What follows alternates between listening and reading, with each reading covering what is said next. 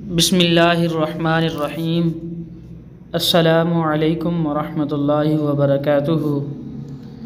رسول اللہ صلی اللہ علیہ وآلہ وسلم کی تمنا۔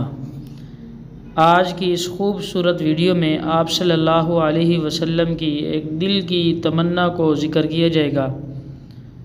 انشاءاللہ جب آپ ویڈیو دیکھیں گے تو آپ کو وہ مل جائے گی۔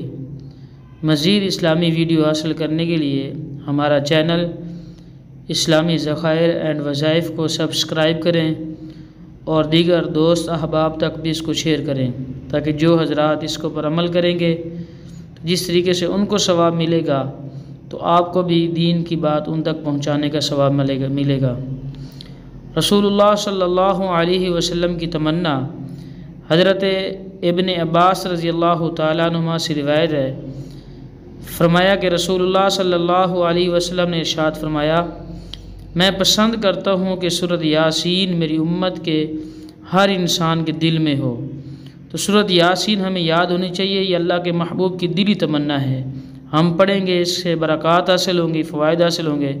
اللہ ہم سب کو پیارے محبوب کی تمنا پوری کرنے کی توفیق دے، آمین۔